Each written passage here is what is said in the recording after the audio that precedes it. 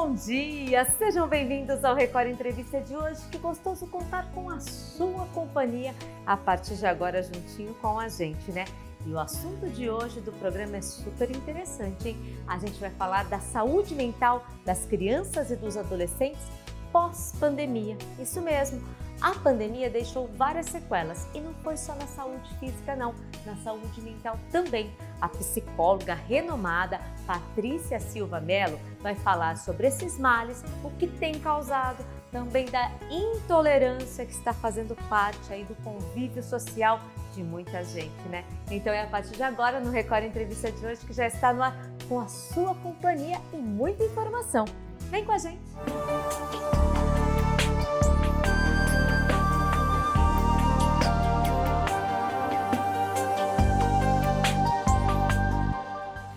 Falar sobre esse assunto que com certeza vai chamar a atenção de todos, né?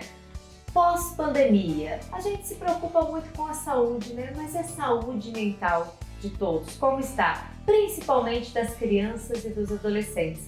Quem vai explicar tudo passo a passo pra gente, que entende perfeitamente desse assunto, é a psicóloga Patrícia Silva Mello, que sempre atende a gente com todo carinho. Bom dia, Patrícia, e muito obrigada por nos receber novamente.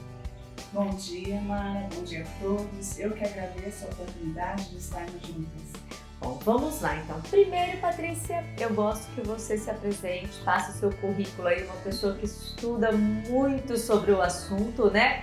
E atende muitas pessoas aqui de São José do Rio Preto, de toda a nossa região.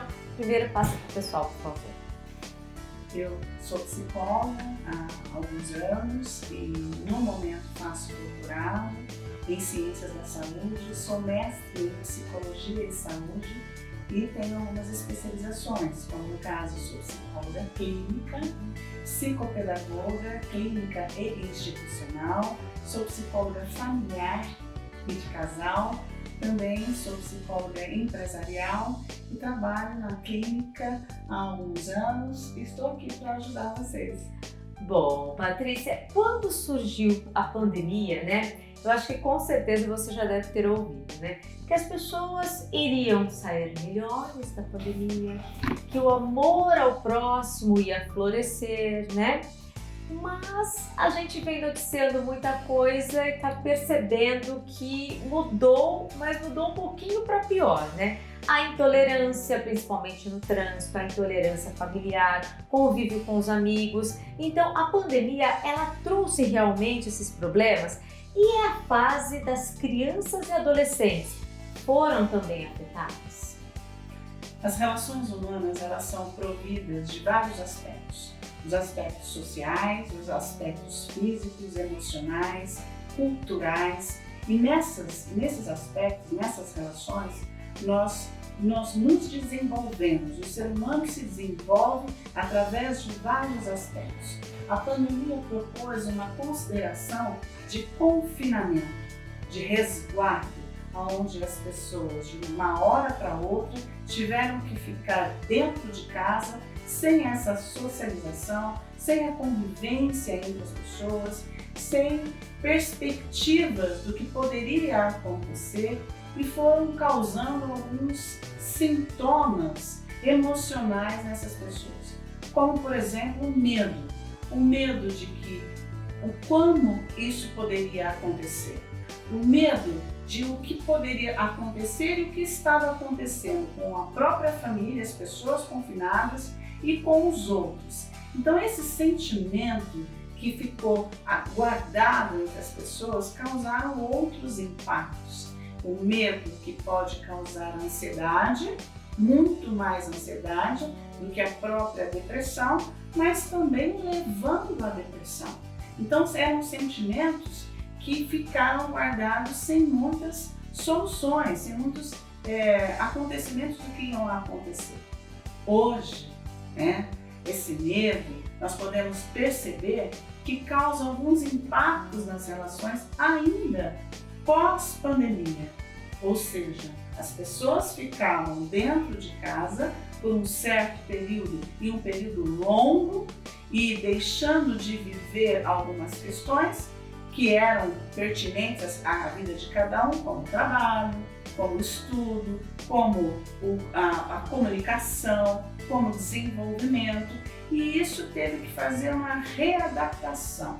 Então, crianças e adolescentes ficaram resguardados dentro de casa, criando uma nova rotina e por muito tempo. Tinham uma determinada rotina de ir para a escola, de convivência familiar, fora de outras pessoas, de convivência com os amigos, e de repente, com a pandemia, mudou todo o quadro de relacionamento e ficaram confinados. Agora eles precisam reestruturar. Então, seria desconstruir e construir. Desconstruir e construir pensamentos, ideias, emoções, e isso causa uma determinada instabilidade. Causa tanto com o familiar, com os familiares, como com as crianças e com os adolescentes. E é muito estranho, né, Patrícia? Por exemplo, a gente cresceu com os pais sempre dizendo pra gente, ó, você precisa sair, socializar, conversar, chega, cumprimenta, abraça a tia, abraça a avó. Aí, de repente, tudo que as pessoas ensinaram para os filhos desconstruiu. Então, realmente deu uma bagunçada na ideia das crianças, principalmente, né? Sim, as crianças tiveram que lidar com muitas emoções, com o luto. Muitas crianças tiveram perdas, ouvindo coisas que às vezes não eram para eles mesmos, mas com o outro. Então as crianças tiveram medo do que poderia acontecer, porque a imaginação e a fantasia com a criança é muito grande. Então ela aprende com a ludicidade, com o lúdico, com a brincadeira, com os jogos, e de repente se tornou uma carga emocional muito negativa, com o luto, com o medo, com a ansiedade, não só das crianças, mas dos pais, dos avós, de pessoas que estavam envolvidas nas suas situações familiares e eles não mais conviviam com outras pessoas. Então as crianças de 0 a 2 anos que tinham mais a mãe dentro de casa, mas a mãe dentro de casa, ela não tinha um tempo para trabalhar. Então esse tempo afetivo foi muito curto. Existia um movimento, imagina a criança vendo o movimento dentro de casa, de 2 a 4, querendo brincar, e a mãe tendo que trabalhar de maneira online, de forma que os pais também estavam se organizando, mudando móveis dentro de casa, onde hoje as crianças aprenderam a ficar dentro de casa, não conversando, não dialogando, e isso causa todo um problema. E assim, os pais eles ficam muito atentos, por exemplo, a criança ela está com problema de saúde, um resfriado, uma dor, alguma coisa. Mas assim, e a saúde mental? Não é só a saúde física, né, Patrícia? A saúde mental, ela influi para outros males bem piores. Então, a grande sociedade, ela se preocupa muito com a saúde física, né? Aquilo que é aparente, aquilo que você entende como doença. E a saúde mental está muito relacionada à maneira como a pessoa vive nos seus aspectos sociais, mentais, os seus pensamentos, como ela se organiza ou não em relação àquilo que ela pensa, e também as suas próprias emoções e as suas relações sociais. Então, saúde mental, que está ligada ao problema da doença mental, seria então você não é só você não ter a doença, mas você estar equilibrado, ser responsável afetivamente pelo seu dia a dia. Isso é saúde mental. Se estar responsável pelos impactos que a própria vida oferece. Então, quando você consegue lidar com os problemas, você tem saúde mental. Você deixa de ter a doença, que é muito difícil. Sim. É muito difícil você ter todos os aspectos relacionados às questões financeiras, às questões emocionais, sociais. Então, nós sempre estamos lidando com a questão da doença mental. A questão é essa. Então, como resolver isso, né? Como criar uma condição onde as pessoas possam ter saúde mental? Pós-pandemia, onde as crianças sofreram tanto dentro de casa, impactadas por todas as causas ali que estão acontecendo, onde os adolescentes não viveram situações que eram esperadas, né? Quer dizer, o adolescente, por exemplo, ele quer sair, conviver, é a parte de evolução, de encontrar outras pessoas, né? Quer dizer, tudo isso foi tirado dele de repente. Aí ele teve só o contato online.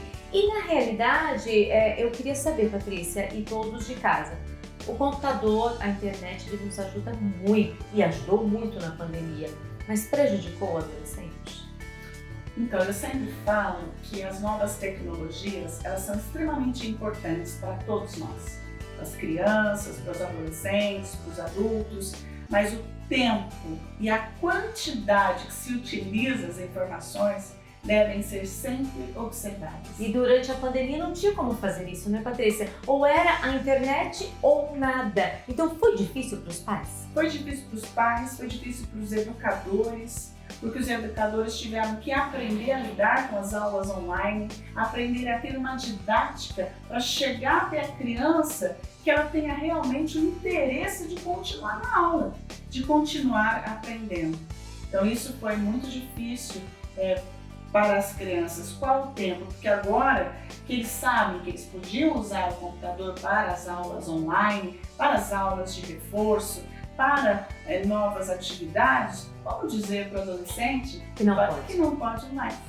Aí né? é difícil, né? Então, assim, sempre é importante a renovação. Desconstruir aquilo que é ruim e favorecer, construir junto com o seu filho, não importa a idade, o tempo e a quantidade de vezes que vai utilizar as informações que nós temos hoje. Para a gente finalizar esse bloco, uma palavra que eu comecei inclusive essa entrevista: intolerância. Tudo isso faz parte agora da vida das crianças também? Sim. Nós estamos vendo os adolescentes cada vez mais agressivos nas escolas, brigas de meninas, brigas de meninos, brigas entre o colega, uma raiva embutida, um sentimento destrutivo que precisa ser melhor canalizado, precisa ser trabalhado com projetos sociais para que isso seja tirado, colocado em prática para fora desses jovens, para que eles possam ser ouvidos não só dentro dos quartos, dentro das salas, mas também em outros âmbitos, para que eles se sintam seguros, colocando a cara para fora e falando com outras pessoas que não sejam as quatro paredes que eles viveram nesses últimos anos. Bom, e a intolerância pode gerar muita coisa e a gente vai falar sobre isso no segundo bloco, também das doenças geradas pós-pandemia na parte psicológica das pessoas e principalmente das crianças e dos adolescentes. Tá interessado no assunto, hein? Então não saia daí, toma um café rapidinho que a gente já volta.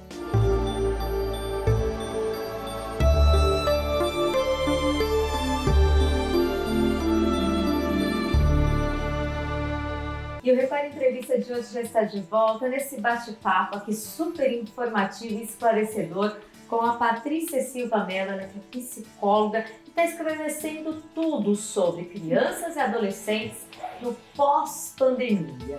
E é claro, a palavra que a gente saiu no intervalo, intolerância. Queria saber, Patrícia, a gente vai falar já de um mal que todo mundo fala, é o mal do século, né? Que é a depressão. Mas antes de entrar na depressão, a intolerância, principalmente nas crianças e nos adolescentes, ela pode gerar o quê? Então, essa questão da dificuldade de empatia, de se colocar no lugar do outro, do desenvolvimento da inteligência emocional é muito importante. Nós estamos ainda engatinhando para essa questão, que é o oposto dessa intolerância. Ser tolerante, compreender o próprio espaço, o espaço do outro, é uma condição de aprendizagem. A gente vai se desenvolvendo. Como nós estamos numa condição muito restrita, de vários sufocamentos de emoções, de sentimentos, hoje está vindo a todo vapor. Então, assim, é necessário que as pessoas entendam o momento que as crianças e os jovens passaram e favoreçam o desenvolvimento delas para que elas não sejam intolerantes, que elas exercitem essa inteligência emocional, essa condição de empatia para não ter mais intolerância. para que sejam tolerantes e amáveis. E os adultos também, né, Patrícia? Porque a criança está vendo a intolerância dos pais, dos amigos, de todo mundo, quer dizer, ela vai crescer aprendendo que isso é o certo, não, isso não é o certo, né? E os adultos têm que dar esse exemplo. E assim, a gente falou agora sobre a depressão, né? Que a gente vai entrar nesse assunto. Depressão pode ser diagnosticada em criança a partir de que idade? Então, nós observamos comportamentos diferenciados. Existe a psicologia do desenvolvimento que nos dá um suporte de entendermos o que é normal, o que é característico como normalidade. Quando alguns comportamentos que são aparentes e são vistos ou pelos educadores ou pelos pais, que eles não correspondem àquela faixa etária e de comportamentos esperados, nós vamos identificando. Qualquer idade, se você vê uma criança muito quietinha, desde bebê, nós vamos verificar se ela está ouvindo, se ela está falando, se precisa de alguma coisa, se ela está enxergando. Então isso tudo é importante na questão física. Nos aspectos emocionais também. É uma criança que mama demais e ela não quer o peito, então leva ao pediatra, o pediatra vai encaminhando para aquilo que é necessário.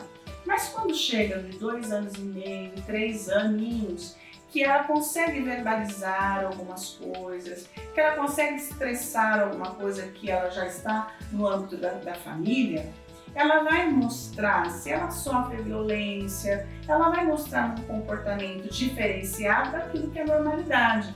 Então, com 3 anos, a gente já analisa, com 4 anos, se aquela criança é muito quietinha, por que isso está acontecendo, se é perfil da personalidade dela ou se tem alguma coisa que nós podemos efetivamente verificar se é um problema psicológico ou psiquiátrico, para a gente estar buscando os caminhos. Existem muitos profissionais especialistas nesta área, especificamente, tanto os psicólogos da área infantil, como psiquiatras da área infantil, que vai detectar, como neurologistas também, neurologista pediatra, que vai entender que tem alguma coisa que não está dentro daquela condição normal e deve ser buscada. Então, crianças de 3, 4 anos de idade, eles demonstram efetivamente comportamentos depressivos.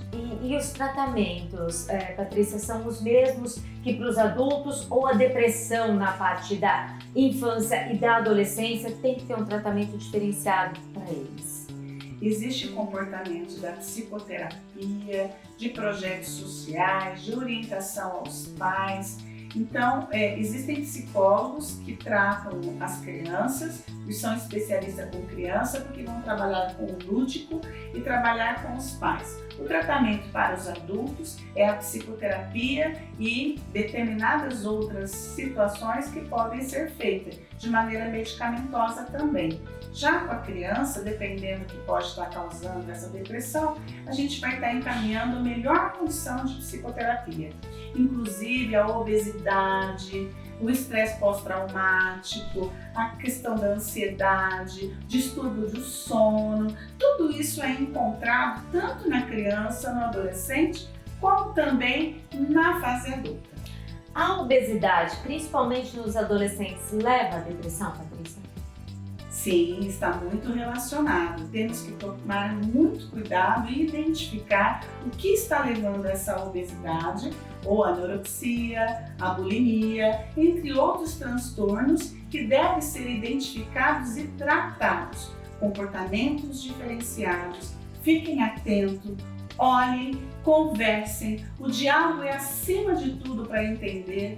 A punição e o desencorajamento não é um bom caminho. Os adolescentes precisam verbalizar os seus pensamentos, como todos nós adultos, e isso faz com que se tenha qualidade de vida e saúde mental. Bom, Patrícia, você citou uma parte muito importante, a punição, né? E também a parte da violência doméstica aumentou muito durante a pandemia e isso afetou as crianças e adolescentes, né?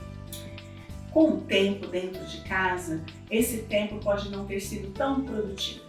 O estresse dos pais ou a doença mental dos pais fazem com que isso aconteça mais naturalmente. Então, vamos dizer assim, não é comum que se xingue, que se faça omissão, que tenha uma obsessão para com seus filhos. É natural que você busque a saúde mental, busque especialistas, que existem várias formas de serem educados, com a psicoeducação, a psicoterapia, para que isso seja realmente abolido de uma condição de violência. Existem vários tipos de violência, isso aconteceu muito na pandemia e ainda está acontecendo porque não se desconstruiu comportamentos que possam punir a criança, ao invés de incentivá-la e fazer com que ela realmente seja feliz nessa vida. Criança tem que ser feliz, gente. Criança tem que ser criança, tá certo, Patrícia? É isso mesmo. Criança tem que ter essa fase. Eu falo que quando você tem uma boa educação infantil, uma boa infância, não se tem aborrecência, né? Não se tem aborrecimentos, né? Então comece na educação infantil, comece com a criança, faça um planejamento para que você possa ter uma família adequada. Não é fácil, nunca foi, mas a gente tem que usar da nossa inteligência emocional para poder programar a melhor infância e a melhor adolescência para os nossos filhos.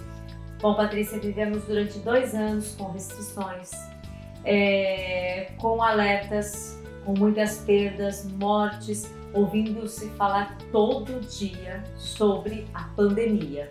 E assim, as crianças que já tinham 5, 6 a 7 anos, que entendem um pouco, os adolescentes também, mas aí surgiram os filhos da pandemia, denominados de filhos da pandemia. Crianças que eram muito pequenas ou crianças que nasceram na pandemia.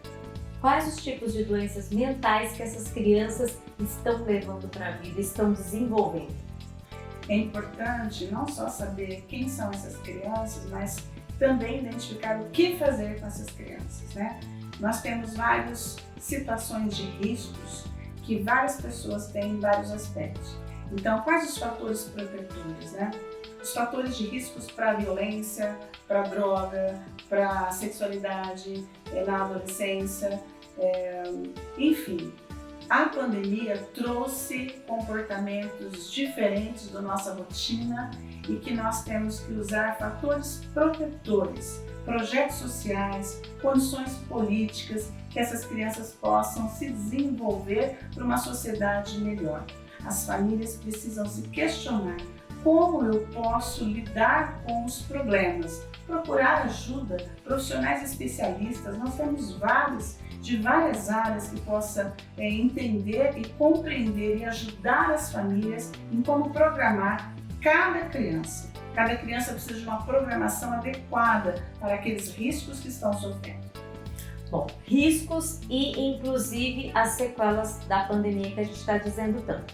Agora, doutora, eu gostaria de saber, os pais estão bem perdidos, saindo da pandemia, com tudo isso que a doutora explicou, e a parte da saúde mental dos pais, e a parte da saúde mental dos avós? E aí, doutora, procura um psicólogo, procura uma ajuda, é sempre esse conselho, né?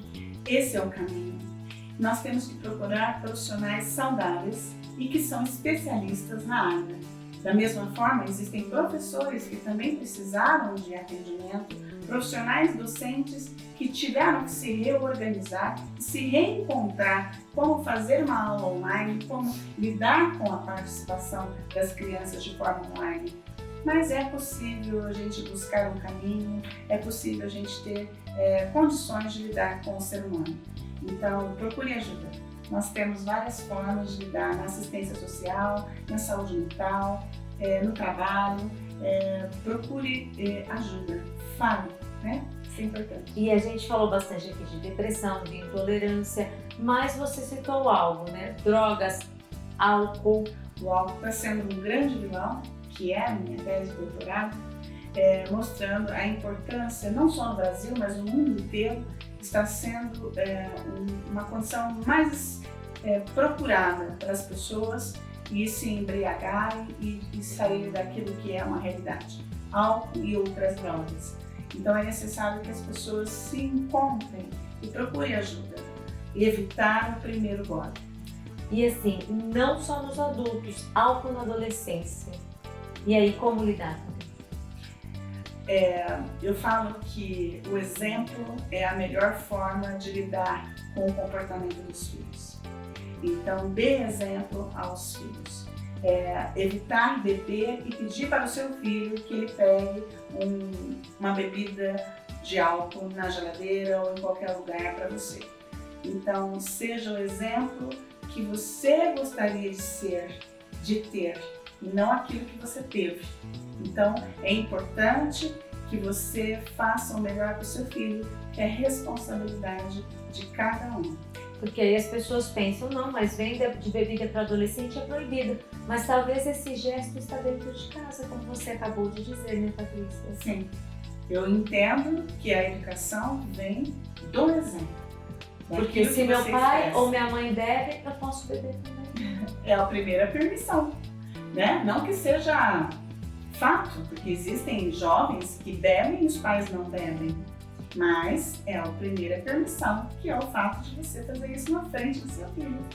Bom, que bate-papo maravilhoso, né? E esclarecedor sobre todas essas sequelas e essas doenças, principalmente na parte psicológica, principalmente nos sentimentos de adolescentes e crianças.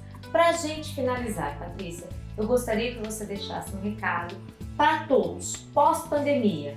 Crianças, jovens, adolescentes, adultos, pais, avós. Como lidar com tudo isso? Não conseguiu lidar? Procura o profissional. Sim. Falar organiza o pensamento. Buscar ajuda é o primeiro passo. Você nunca está sozinho. O vizinho, o amigo que vai te levar até um profissional especializado. Então, falar, se expressar é o melhor caminho. Primeiro a gente se conhece e aí a gente se diferencia do outro. É assim que a gente aprende a viver. Quem eu sou e quem é o outro. Com empatia, com alegria e também com muita fé e motivação para viver. A vida é maravilhosa. Busque ajuda. Busque ajuda e não tenha vergonha. Tem paciente que tem vergonha de buscar ajuda, de pedir, de conversar. Já comentaram isso com você, Patrícia? Sim, claro que sim.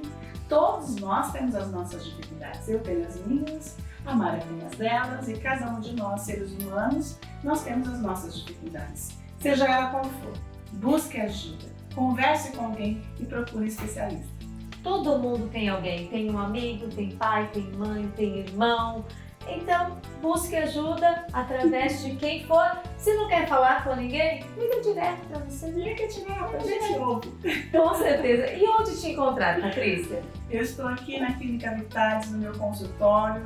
Tem meu telefone. Pode passar, por favor. 997-88-5566, na cidade de São José do Rio Preto, no código 17. Esse também é meu WhatsApp. É só mandar um WhatsApp ou ligar, com certeza marcar uma consulta e começar aí a mudar de vida, né, Patrícia? Todo mundo tem problemas, gente. Problemas foram feitos para ser resolvidos. Exatamente. E a gente ajuda a resolver, a encontrar caminhos e você escolhe o caminho melhor para você. E cuidem das crianças e dos adolescentes. Pós-pandemia não tá fácil, né, Patrícia? Não. Para ninguém. Então, ninguém. Cuide da sua saúde mental, acima de tudo. Muito obrigada pela sua participação, por sempre nos receber com esse sorriso, com esse carinho e compartilhar o seu conhecimento com Muito todos. obrigada, Mara. Eu que agradeço a oportunidade de estar com você, uma excelente profissional. E a gente sabe o quanto o Record é muito importante para a nossa região. Obrigada. Eu que agradeço e a gente fica por aqui. Mas quem está chegando agora para deixar o seu domingo mais feliz ainda é meu amigo Gentil Rossi, com o sucesso de todos os tempos, com muita música boa para trazer alegria acima de tudo para você. Fiquem com Deus, um super beijo, se cuidem, não só da saúde física, né?